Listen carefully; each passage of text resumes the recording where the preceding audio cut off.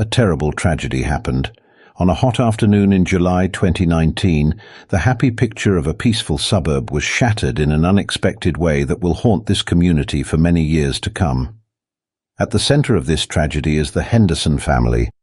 Thaddeus, a 45-year-old investment banker known for his work ethic and active involvement in the community, and his wife, Margot, a part-time yoga teacher. 43 years old, is known for his bubbly personality and infectious laugh.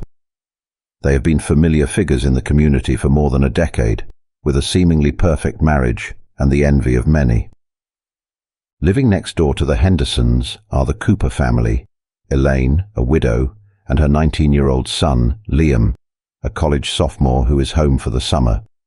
The Cooper family moved here 5 years ago, and although they live a more private life than many others, they are still loved by their neighbors. No one could have imagined that their simple lives would collide in such a catastrophic way. Thaddeus Henderson has always been driven by ambition. Born into a working-class family in rural Iowa, he climbed the social ladder through sheer determination and an almost obsessive work ethic. By his early 30s, he had established himself as a rising star in corporate finance. Colleagues admire his sharp, analytical thinking, and clients appreciate his practical and no-nonsense approach to asset management. In contrast, Margot Sinclair, Margot's maiden name, had a very different path. The daughter of a university professor and an artist, she grew up in a family that valued creativity and freedom of expression. She studied modern dance at university, dreaming of a career on stage. However, a knee injury during her senior year changed her plans, leading her to yoga and health coaching. Their paths crossed at a charity gala in 2003. Thaddeus, then successful but lacking social skills, was immediately drawn to Margot's vibrancy and charm. For Margot, Thaddeus represents stability and promises a comfortable life, allowing her to pursue her passions without worrying about finances. They married a year later in a lavish wedding ceremony that became the talk of the upper class. The early years of their marriage were happy ones. Thaddeus's career continued to flourish, and he took pride in providing Margot with the life he felt she deserved. Margot, for her part, threw herself into being the perfect corporate wife, hosting dinner parties and attending social events that were crucial for Thaddeus's networking. She also began teaching yoga part-time at an upscale studio, finding fulfillment in helping others achieve balance and inner peace. But as the years wore on, cracks began to appear in their carefully constructed life. Thaddeus's work hours grew longer, his ambition pushing him to chase ever bigger deals and clients. He was rarely home before 9 p.m., and even when he was physically present, his mind was often elsewhere, constantly checking his phone for emails or market updates. Margot, approaching her 40s, found herself increasingly restless. The yoga classes and charity committees that once filled her days now felt hollow. She began to question the choices that had led her to this point, wondering if she had traded her dreams for a gilded cage. The couple's failure to conceive, despite years of trying, added another layer of strain to their relationship. By the summer of 2019, the Hendersons' marriage was a carefully maintained facade. To the outside world, they still appeared to be the golden couple. Thaddeus continued to excel at work, recently closing a deal that put him in line for a partnership. Margot's yoga classes were more popular than ever, her students drawn to her warmth and apparent serenity. But behind closed doors, they were virtual strangers. Conversations, when they happened, were perfunctory and centered around schedules and social obligations. Physical intimacy had become a rare occurrence, each touch laden with unspoken resentments and unfulfilled expectations. Neither Thaddeus nor Margot was willing to admit, even to themselves, how far they had drifted apart. It was easier to maintain the illusion, to go through the motions of a happy marriage, than to confront the emptiness that had grown between them. Little did they know that this unacknowledged chasm in their relationship was about to become the catalyst for a tragedy that would shatter not just their lives, but the entire community of Riverside. The Coopers had moved into the house next door to the Hendersons in 2014, following the death of Elaine Cooper's husband, Dr. Reginald Cooper, a respected oncologist. Reginald had succumbed to the very disease he had spent his life fighting, leaving Elaine to raise their son Liam alone. Elaine, a soft-spoken librarian, had initially struggled to adjust to life in the new community. The move from their modest home in St. Paul had been necessary to escape the memories that haunted every corner of their old house, but the affluent suburb felt alien to her. She found solace in her books and in tending to the garden that soon became the envy of the neighborhood. Liam Cooper was 14 when they moved in, a lanky, introverted teenager more comfortable with computers than with people. The transition to a new school had been difficult, and he often found himself the target of bullies who mocked his second-hand clothes and quiet demeanor. It was during this time that Thaddeus Henderson had taken Liam under his wing, offering him a job mowing lawns and doing odd jobs around the neighborhood. Over the next 5 years, Liam had blossomed. The awkward teen grew into a handsome young man, his natural intelligence finally finding an outlet in his computer science studies at the university. Despite his growing confidence, Liam remained devoted to his mother. He worried about her isolation and loneliness, and made a point of coming home most weekends, even when his friends were planning parties or road trips. On a weekend in early June, Liam Cooper saw Margot Henderson for the first time in a new light. Liam's mother, Elaine, was always grateful for the Hendersons' kindness, especially Margot's efforts to invite her to participate in neighborhood activities. She often talked about Margot's generosity, unaware of the complex emotions building inside her son through polite nods. The spark between Margot Henderson and Liam Cooper was sudden and intense. On a sultry evening in early June, at one of the Hendersons' legendary barbecues, Thaddeus, as usual, stood near the grill, telling his colleagues about his latest financial success. Feeling alone in the crowd, Margot retreated to the poolside cottage to get more ice. Liam, reluctant to attend the party according to his mother's orders, also sought quiet and accidentally entered the pool house, not knowing that there was already someone inside. He saw Margot struggling with a large bag of ice. Their eyes met, and in that moment, something changed. Liam moved to help her with the ice pack, their hands touching. They both stood there, frozen for a moment, the coldness of the stone contrasting sharply with the heat rising between them. Margot broke the silence, her voice hoarse as she thanked him. Liam, usually very talkative, suddenly stuttered in response.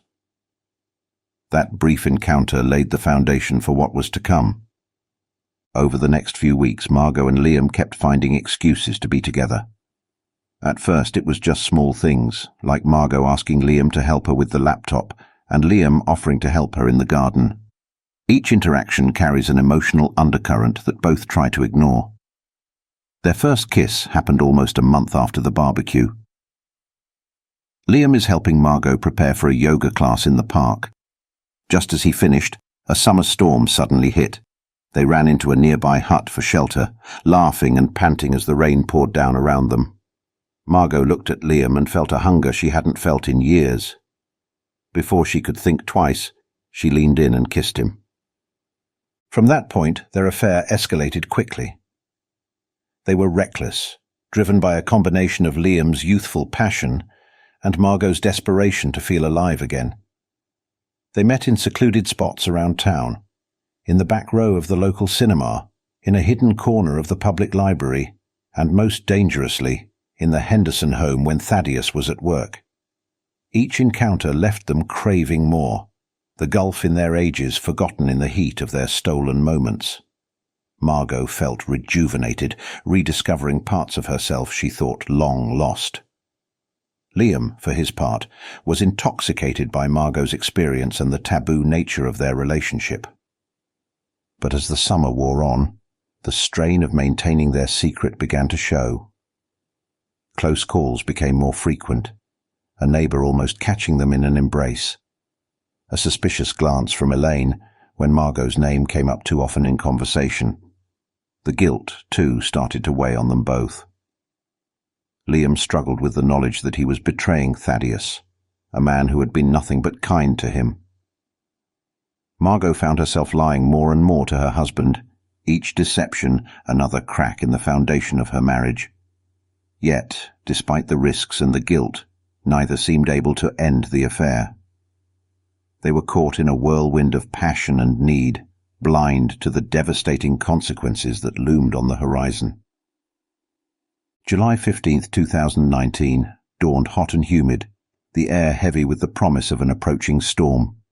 It was a Monday, and Riverside stirred to life as its residents prepared for another week of work and routine. For Thaddeus Henderson, it began like any other day. He rose early, donned one of his impeccably tailored suits, and left for the office before Margot had even stirred from sleep. Margot woke later, her mind already racing with plans for the day ahead. Thaddeus had informed her the night before that he would be working late, a crucial client dinner that could seal his partnership deal. For Margot, this meant an opportunity. She sent a text to Liam, her heart racing as she suggested he come over in the afternoon. Liam, who had been agonizing over the affair for days, saw the message as a chance to end things face to face. He replied with a simple, "Okay," resolving to break it off before the situation spiraled further out of control. The day passed slowly for both of them. Margot went through the motions of her morning yoga class, her usual serenity replaced by a nervous energy that her students couldn't help but notice. Liam, at his summer job, found it hard to focus on the lines of code on his screen, his mind constantly drifting to thoughts of Margot and the conversation to come. At 2:30 p.m., Liam made his way next door, glancing furtively around to ensure none of the neighbours were watching. Margot ushered him in quickly, her face flushed with a mixture of excitement and anxiety. It was Liam who broke the silence, starting to say that they needed to talk. But Margot, misreading his intention and driven by a desperate need to feel desired, cut him off with a passionate kiss. Despite his reservations, Liam found himself responding, his resolve weakening in the face of Margot's intensity. What happened next was a blur of discarded clothes and tangled limbs as they made their way to the master bedroom. All thoughts of ending the affair were temporarily forgotten as they lost themselves in each other. Meanwhile, across town, Thaddeus Henderson sat in his office, frowning at his computer screen. The numbers for the client presentation weren't adding up, and he knew he'd have to redo a significant portion of his work. Frustration mounting, he made a snap decision. He would go home, regroup, and return to the office later to finish up before the dinner. At 3:45 p.m., Thaddeus's car pulled into the driveway. He noticed Liam Cooper's beat-up Honda parked a little way down the street but thought nothing of it. Probably helping Elaine with some errand, he mused as he unlocked the front door. The house was quiet as Thaddeus entered, but something felt off. A half-empty glass of wine sat on the coffee table, unusual for Margot at this hour. Then he heard it, a muffled sound coming from upstairs. Frowning, he climbed the stairs, the noise growing louder as he approached the master bedroom. What Thaddeus saw when he opened the door would be forever seared into his memory. His wife, the woman he had loved for 15 years, was in their bed with Liam Cooper, the 19-year-old guy he had mentored and trusted. With a roar of rage and pain, Thaddeus lunged forward, his hands, so used to manipulating numbers and shaking on business deals, now curled into fists as he grabbed Liam, yanking him off the bed. Margot screamed, scrambling to cover herself and separate the two men, but her efforts were in vain. Thaddeus's first punch caught Liam squarely in the jaw, sending the younger man stumbling backward. Driven by extreme stress and fear, Liam fought back. The two men grappled, crashing into the dresser, sending framed photos and trinkets scattering across the floor. In the chaos, no one noticed the heavy crystal bookend that fell from the dresser's top. No one saw it until Thaddeus, in a fit of blind rage, grabbed it and brought it down on Liam's head with a sickening thud. The sound seemed to echo in the sudden silence that followed. Liam crumpled to the floor, blood pooling rapidly around his motionless form.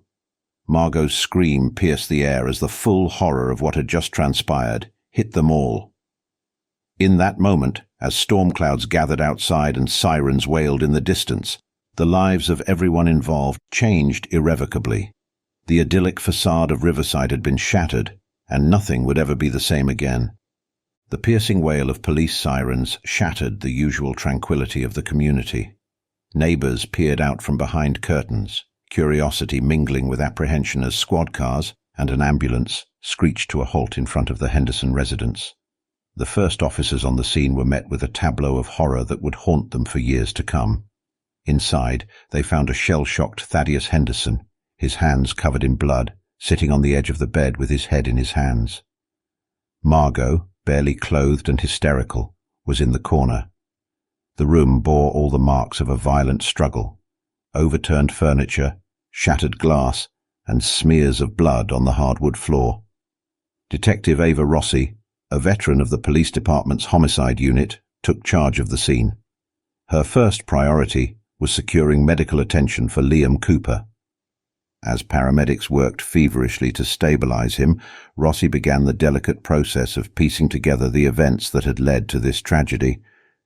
Thaddeus, still in a state of shock, was taken into custody without resistance. Margot was separately questioned. Their stories, fragmented and emotional, painted a picture of a long, simmering marital discord that had exploded into violence. As word spread through the neighborhood, a crowd began to gather at the police cordon. Among them was Elaine Cooper, who collapsed in grief when informed of her son's critical condition. She was quickly whisked away to the hospital, where Liam was fighting for his life in the intensive care unit. The investigation moved quickly. Forensics teams combed through the Henderson home, collecting evidence and taking photographs. The crystal bookend, now a potential murder weapon, was carefully bagged and tagged. Neighbors were interviewed, their statements adding context to the relationships between the Hendersons and the Coopers. One neighbor recalled hearing raised voices from the Henderson house earlier that afternoon, but had dismissed it as a television playing too loudly. Another mentioned seeing Liam enter the Henderson home around 2:30 p.m., noting it because he thought it odd given Thaddeus's usual work schedule. As night fell, the gravity of the situation became clear. Liam Cooper was pronounced dead at 9:47 p.m., never having regained consciousness. The charge against Thaddeus Henderson was elevated from assault to second-degree murder. In the days that followed, more details emerged. Margot, racked with guilt and facing intense scrutiny, admitted to the affair with Liam. Her statement, given through tears at the police station, provided a timeline of their relationship and the events leading up to that fateful afternoon. Thaddeus, advised by his hastily retained attorney, remained silent. However, his colleagues at the company painted a picture of a man under immense pressure, working long hours in pursuit of a partnership that had seemed within reach. None, however, had suspected the depth of his marital problems or the capacity for violence that had been unleashed. The case against Thaddeus Henderson was building, but Detective Rossi knew that in the court of public opinion there would be no clear villains or heroes in this story, only victims, each in their own way, of the secrets and lies that had finally come to light in the most devastating manner possible. But no one had ever expected the plot twist that was about to come, a twist that would shock everyone, including the Hendersons. The Henderson trial began on a crisp autumn morning, 6 months after the events that had shaken Riverside to its core. The county courthouse, a stately building of red brick and white columns, was surrounded by reporters and curious onlookers. Inside, the tension was palpable as the judge called the court to order. Prosecuting attorney Veronica Talbot, known for her sharp mind and even sharper tongue, laid out the state's case in her opening statement. She painted a vivid picture of Thaddeus Henderson as a man consumed by rage and jealousy who had brutally murdered a young man in the prime of his life. Talbot's words were measured but impactful, her gaze sweeping across the jury as she promised to prove Henderson's guilt beyond any reasonable doubt. The defense attorney countered with a narrative of his own, he portrayed Thaddeus as a devoted husband and pillar of the community, pushed to the brink by a betrayal of the deepest kind. Sterling suggested that the death was a tragic accident, the result of a confrontation that had spiraled out of control. As the trial progressed, a parade of witnesses took the stand. Forensic experts testified about blood spatter patterns and the force required to cause Liam's fatal injury. Neighbours recounted the events of that day, and character witnesses spoke to the personalities and reputations of both Thaddeus and Liam. But it was Margot Henderson's testimony that captivated the courtroom. Over 2 grueling days on the stand, she laid bare the disintegration of her marriage and the evolution of her relationship with Liam. Her voice trembled as she described the moment Thaddeus had walked in on them and the horror of watching the confrontation unfold. Under cross-examination, Sterling tried to paint her as an unfaithful wife whose actions had driven her husband to temporary insanity, but Margot held firm, accepting her part in the tragedy while insisting that nothing justified Liam's death. Elaine Cooper's testimony was brief but powerful. Still grief-stricken, she spoke of her son's kindness and his dreams for the future, all cut short in an act of violence. Her quiet dignity in the face of unimaginable loss moved many in the courtroom to tears. As the trial neared its end, all eyes turned to Thaddeus Henderson. Against his lawyer's advice, he chose to take the stand. His testimony was a study in contrasts, moments of apparent remorse interspersed with flashes of the anger that had led to Liam's death. He spoke of the pressure he'd been under at work, the growing distance in his marriage, and the shock of discovering his wife's infidelity. When describing the fight with Liam, Thaddeus claimed he had never intended to cause serious harm, that he had simply lost control. As the trial progressed, expert witnesses from the field of psychology were called to provide insight into the minds of those involved in the tragic events. Dr. Cho explained that Thaddeus's actions could be understood through the lens of what psychologists call intermittent explosive disorder, characterized by episodes of violent aggressive behavior disproportionate to the situation. She pointed to Thaddeus's high-stress job, his unexpressed marital dissatisfaction, and the shock of discovering his wife's infidelity as contributing factors to his violent outburst. However, under cross-examination, Dr. Cho conceded that while these factors could explain Thaddeus's behavior, they did not excuse it. She emphasized that many individuals face similar stressors without resorting to violence. The defense called a specialist in marriage and family therapy to testify about the psychological impact of infidelity. Fredman described the profound sense of betrayal and loss of identity that a person may experience upon discovering a spouse's affair. He likened it to a form of psychological trauma capable of triggering extreme emotional responses. The psychological analyses presented during the trial offered a complex picture of human behavior and motivation. They highlighted how a combination of personal history, societal expectations, and immediate circumstances can collide to create a perfect storm of tragedy. After 7 grueling weeks of testimony, evidence presentation, and legal arguments, the fate of Thaddeus Henderson rested in the hands of the jury. As Judge Blackwell sent the 12 men and women to deliberate, a tense silence fell over the courtroom. After a short recess to consider all factors, Judge Blackwell returned to deliver her sentence. Citing the violent nature of the crime, balanced against Thaddeus's lack of prior criminal history and the unique circumstances of the case, she sentenced him to 18 years in state prison with the possibility of parole after 12 years. As Thaddeus was led away in handcuffs, the full weight of the tragedy seemed to descend upon the courtroom. There were no victors here, only lives irrevocably altered by a moment of passion and a split second of violence. Outside, as news of the verdict spread, the crowd's reactions were mixed. Some felt justice had been served, while others argued the sentence was too harsh or too lenient. But all agreed on one thing. The events that had unfolded in Riverside would leave an indelible mark on the community for years to come. Thaddeus Henderson's case is a powerful reminder of the consequences of outbursts of passion and violence. From a seemingly perfect life, in just one moment of anger, everything fell apart, leaving irreparable wounds for all involved. The lesson learned from this story is the importance of resolving conflicts and managing personal emotions. Betrayal and hurt feelings can push people to unforeseeable actions, causing serious consequences. Society needs to emphasize the role of education on life skills, communication, and emotional management early on to prevent similar tragedies. We invite you to follow our channel to update the latest stories about real cases, thereby helping to raise awareness and understanding of complex issues in life.